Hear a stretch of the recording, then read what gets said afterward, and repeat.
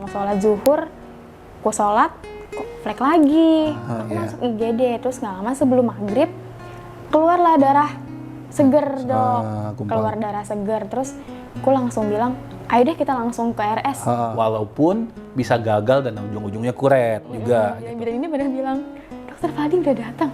Dalam hati, pas Kayak ngeliat jam, bintang di kayak- rumah sakit Andika. Bintang rumah sakit Andika. Saya nggak disentuh dok. Nggak disentuh, aduh.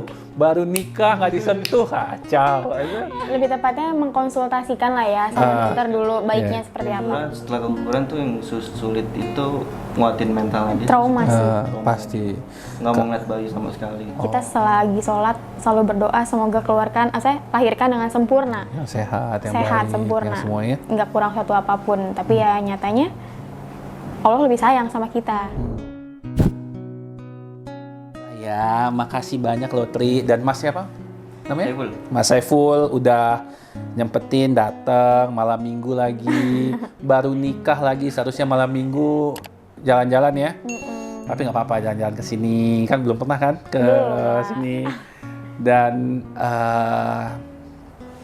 aku sih senang, aku dapat banyak cerita dari pasien-pasienku, dan aku yakin cerita kamu juga pasti akan menginspire banyak orang di sana. Nah, boleh nggak nanti setelah kita cerita ini video klipnya aku upload di YouTube aku? Iya, silakan. Boleh ya Mas ya.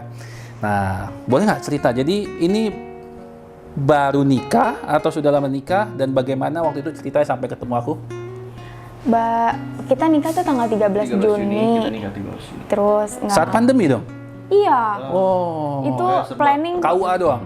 kita alhamdulillah bisa di rumah. Oh bisa, boleh? Bisa. Oh. Itu H-1 ditentukan ya dok. Oh, Oh. kita di KUA. Tetap di KUA. Itu Oh. semua plan berubah. Plan Oh. berubah. Ya alhamdulillahnya sih kita langsung persiapinnya itu dadakan banget lah, semua H-1 tuh langsung backdrop segala macem semuanya itu.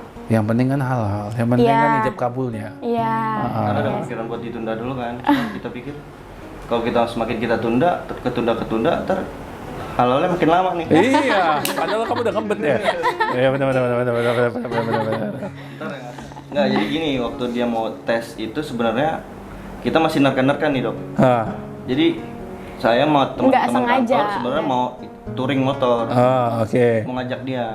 Tapi Karena feeling nih, saya, feeling dia, feeling saya badan dia kayak nggak kayak biasanya. nggak kayak biasanya. Oke lah, daripada kita ngambil resiko, coba dites dulu. Kalau emang kita positif, kalau dia positif, kita nggak bakal jadi ke touring. Kalau Ternyata positif garisnya gagal. berbayar. Alhamdulillah. Garisnya berbayang.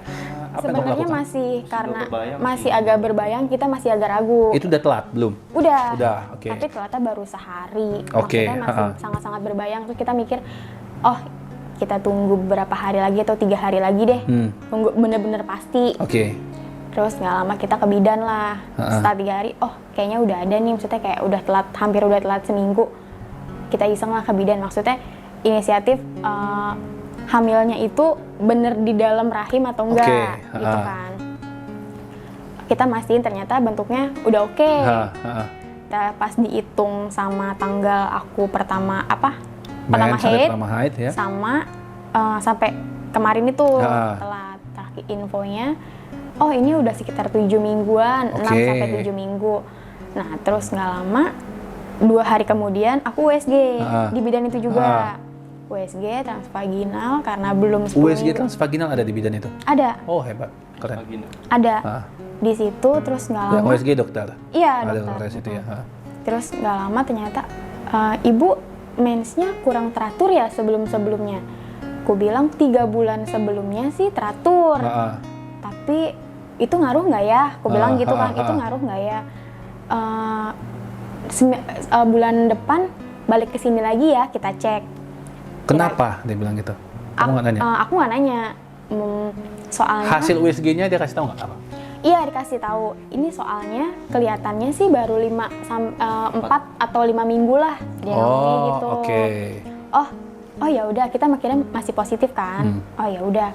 Terus nggak lama, seminggu kemudian ya, setelah seminggu itu, ya nggak lama aku ngeflag lah. Sebenarnya ngeflag. Kita mikirnya ngeflag kan karena aku baca-baca juga karena kita masih belum aware juga sih. Iya. Kita Jadi masih sebelum dia belum ketahuan aware. dia tes itu sebenarnya dia udah sakit gigi. Oh. Itu sebenarnya kan bahaya, maksudnya kayak misalnya sakit gigi itu minum obat-obat gitu. Bahaya kan dok ya? Bahaya. Kayak dites hasilnya positif berbayang ke bidan di transvagina katanya 4 minggu ya? 4 sampai 5 minggu. Sampai 5 minggu udah pas. Ya kita stop lah minum Kita obatnya. nggak tahu di situ. Kamu kenapa nggak ke dokter gigi aja, dibersihin giginya? Sebelumnya kan emang nggak kepikiran sampai langsung juga dong. Jadi karena emang mikirnya, oh ya udah deh, aku mau biasanya juga nggak pernah sakit gigi, tapi memang ada yang bolong, tapi nggak pernah sakit. Karena tadi Pak Mas tanyakan, obat-obatan untuk sakit gigi yang kamu minum itu bisa mengganggu pertumbuhan janin, apalagi pada trimester 1. Aku kan nggak tahu apa yang kamu minum. Nah, saya harus sangat selektif banget. Yang kedua, kalau memang ada infeksi, termasuk infeksi gigi, resiko ketuban pecah. Tahu nggak kamu itu? Iya. Kenapa ada kehamilan ketubannya pecah atau kontraksi atau lahirnya prematur? Salah satunya adalah karena infeksi gigi. Terbukti oral hygiene itu adalah salah satu faktornya. Jadi sebelum kamu hamil lagi, kamu beresin dulu. Iya, Nah, itu udah plan. Lanjut. Terus setelah ngeflag, Setelah ngeflag dari pagi, aku tuh pas mikirnya itu flagnya tuh sadarnya pas aku lagi udah di kantor. oh oke. Udah di kantor, pas lagi mau sholat, lagi mau sholat duha, terus nggak lama kok ngeflag ya gitu kan. Oh mikirnya, kata temanku yang lagi hamil juga, wajar kok Tri, wajar kok, gue juga kemarin gitu, karena mungkin lagi mau pembengkakan kan, itunya, pembuahan rahimnya. Terus nggak lama, tapi kok aku udah selesai sama kram dok. Tapi ini kram nggak apa-apa mbak? Aku nanyakan sama yang lagi hamil juga. Aku juga kemarin gitu. Ya aku Iyalah, orang percaya aja. percaya dong, karena dia hamil juga sama kayak gitu kan. Iya, Karena udah dia gede ya. karena dia udah 8 bulan. Ya aku percaya. Oh bener nih mbak, nggak apa-apa. Iya nggak apa-apa. Terus pas mau sholat zuhur, aku sholat kok flek lagi sama kram. Aku diem tuh, maksudnya stay di meja karena udah mikir udah kram, maksudnya perut udah mulai kram nih, kita diem dulu aja kali. Aku udah diem di meja, tapi memang kerjaan lagi banyak banget sih, lagi banyak banget. Terus pas sampai sore, aku ajak pulang lah, tapi emang udah niat, aku mau ke Andik ke rumah sakit. Iya, ke rumah sakit. Kan sebelumnya udah dikasih tahu kan, oh jadwalnya ini. Aku udah nggak mikir, wah udah antrian dapat nomor 19. Udah nggak mikir lah, pas kita sampai rumah sebelum maghrib udah Tapi kamu nggak ketemu aku di poli deh, kamu masuk IGD kan?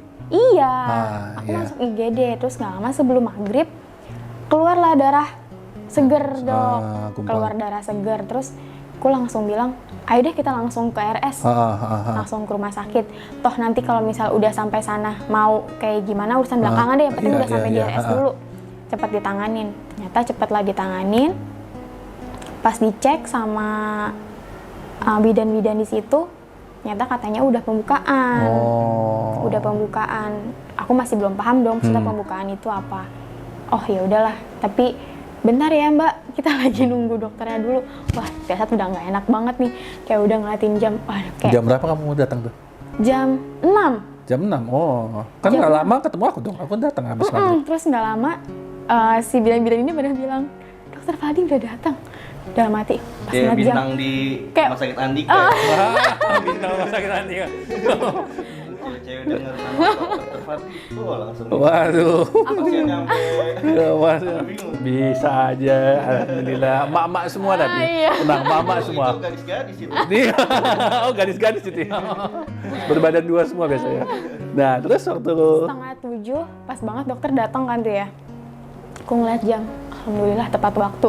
Aku mikir udah negatif kan ya. Biasanya dokter-dokter tuh ya ngaret kan. Aku udah dalam hati, Allahu Akbar. aku harus meluruskan hal itu dulu. Dokter-dokter itu sebenarnya dia mau on time, tapi kalau saya kayak aku nih, aku ngebatalin pertemuan kita seharusnya nanti jam 4, jam 5. Kenapa? Karena ada yang mau brojol di sana. Nah, aku harus utamakan prioritasnya. Jadi kalau dokter Objen ini nanti di salah satu vlog aku udah janji ulang tahun anakku, aku akan nonton sirkus di Taman Safari gitu. Tapi kalau ada yang mau brojol, aku balik. Nanti kamu nonton dari situ. Aku balik, tapi balik lagi ke sana. Ini mau gimana ya? ya nasib seorang dokter obgyn mungkin ya. Aku nggak tahu yang lain juga mungkin begitu juga. Tapi kalau obgyn, kalau kayak kami, kayak kamu nanti hamil, kontrol sama aku. Kamu mau brojol, emang masa aku diemin aja? Apalagi kamu periksa sama aku dari awal nih, ada riwayat sebelumnya, kamu udah pembukaan lengkap, tinggal ditangkap bayinya, aku santai-santai makan dulu kan nggak mungkin kan? Nah, begitu. Tapi alhamdulillah waktu itu kita ketemu. Setelah itu? Udah 6:30 udah mikir, oh alhamdulillah nih. Mikir masih, dia sih mikirnya mungkin udah negatif ya. Dia mikirnya udah harus ikhlas, tapi aku mikirnya bisa. Kayak masih positif, bisa kok. Ternyata pas ketemu sama dokter, alhamdulillahnya langsung masuk ruangan kan, langsung masuk ruangan. Karena kamu masuk dari emergency, jadi kamu mau motong semua antrian. Iya. Kayak kemarin Eza juga sempet nanya, Kak, jadi datang nggak sih? Datang deh, tapi aku lewat IGD dia bilang gitu. Gak lama ketemu dokter, pas ngeliat, oke, udah. Sebenarnya kemarin aku belum sempat nanya sih dok. Apa itu? Janinnya itu kira-kira udah berapa minggu ya dok? Kalau apa? Mohon maaf? Tetap sama info yang aku pertama nggak sih? Maksudnya yang sesuai sama siklus mens aku atau enggak? Kamu tipe haidnya itu siklusnya 28 hari nggak? Setiap bulan kamu dapat nggak? Dapat. Tiap bulan tanggalnya maju atau mundur? Kalau dapat nih tanggal 15, bulan depan kamu dapatnya tanggal berapa? Maju kayaknya. Maju berapa hari? 2 hari? 2 sampai 1 hari lah. Oke, 2 hari. Kurang lebih 29, siklus 29, 30 hari ya.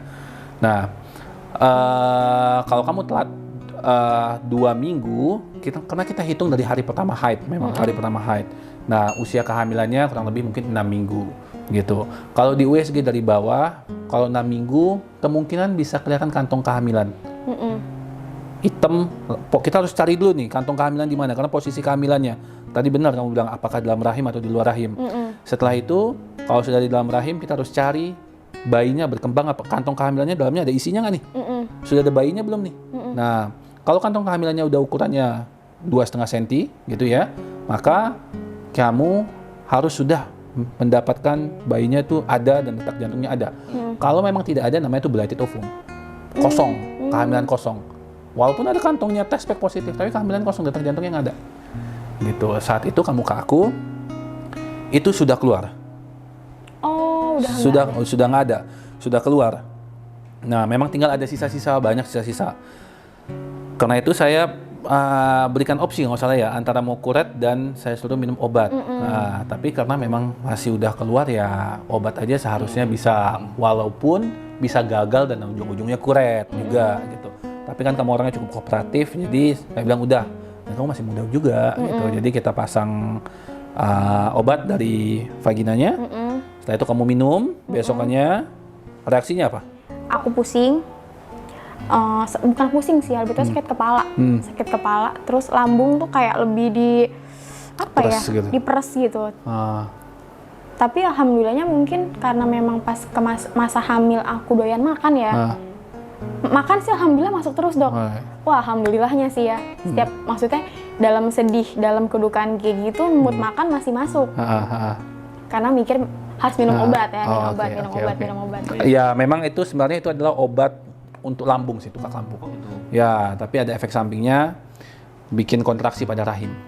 Gitu, kita menggunakan efek sampingnya untuk treatment kita. Aku nungguin kata dokter dia akan diare, tapi tuh aku pengen pup, tapi nggak pengen pup. Karena kontraksi banget rahim kamu, kontraksi banget.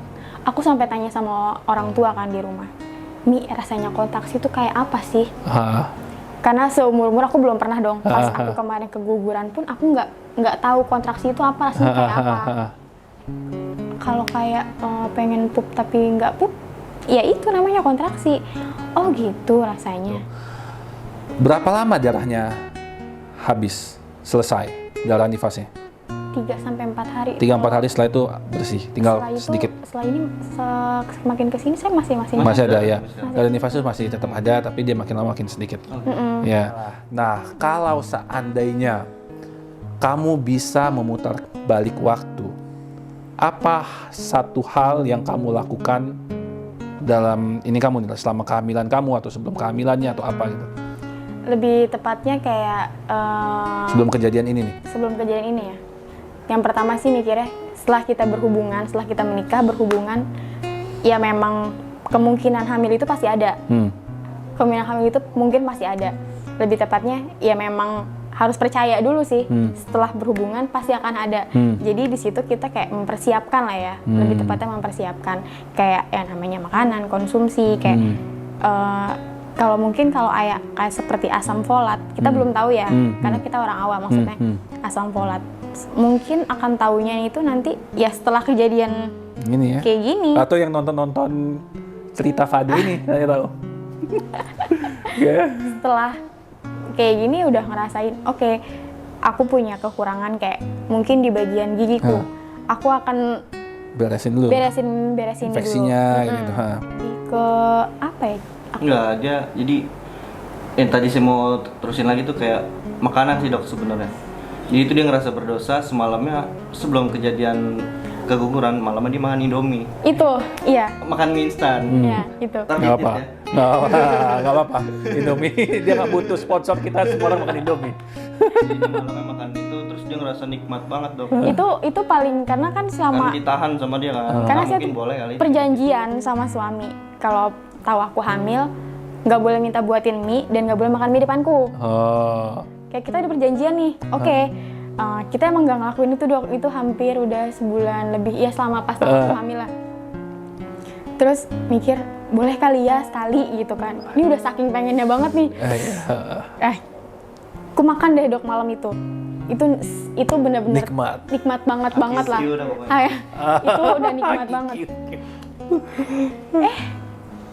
Pas paginya kok ngeflag kayak oh oke, hati kecil ada udah yang dilewatin. Apa tuh? Sebelum apa tuh? Semalam kita berhubungan. Malam kita berhubungan. Itu juga berhubungan pertama kali yang benar-benar sampai nih boleh diceritain nggak nih kalau boleh sampai benar-benar kalau dia bilang sih ngerasa katanya apa ya udah klimaks. Iya, klimaksnya lah. Iya. Karena kan selama pas awal-awal itu kan aku sakit gitu, nahan. Lebih nahannya lebih tepatnya akunya lebih nahan, mungkin suami mau ya, Iya. tapi aku lebih nahannya kayak jangan dulu deh kayak gimana. Terus ya mungkin di situ masa klimaksnya ya. Oke, sebenarnya aku boleh jawab ya, komentari ya. Mie instan, makan Indomie itu sebenarnya tidak salah. Tidak salah, tidak mencetuskan keguguran. Gitu ya. Mie instan mungkin yang tidak boleh karena dia mengandung pengawet. Gitu ya. Mecin. Apapun nggak perlu ibu hamil, kita juga nggak boleh makan sebenarnya, sebaiknya kalau memang itu. Tapi siapa yang nggak makan mie instan? Yang kedua, berhubungan pada saat hamil itu nggak ada masalah. Walaupun sampai klimaks nggak ada yang mengatakan bahwa itu ada bikin ancaman keguguran, nggak ada. Namun kalau memang seandainya lagi ngeflag atau ari-arinya letaknya di bawah, maka nggak boleh. Ada resiko keguguran, ada resiko perdarahan. Tapi kalau memang nggak ngeflag pada trimester 1 ya nggak ada masalah. Nah, satu lagi nih tips untuk yang mau nikah apa atau yang mau punya momongan. Last questions. Lebih tepatnya mengkonsultasikan lah ya sama dokter dulu baiknya seperti apa. Mungkin dari makanan ya, Yang. Makanan juga harus dijaga juga, sama kita lebih aware sebenarnya, lebih banyak tanya. Penting banget nggak sih obat penguat dalam? Enggak. Oke. Kecuali ada ancaman keguguran, iya. Tapi kalau memang tidak ada flag, tidak dibutuhkan. Oh gitu. Kalau memang ada dokter yang USG melihat adanya, oh kayaknya ada perdarahan di dalam nih, di USG dokternya bisa melihat itu, iya mungkin dibutuhkan. Walaupun kadang-kadang belum keluar flagnya. Tapi tidak semua kehamilan itu diberikan obat penguat. Oke.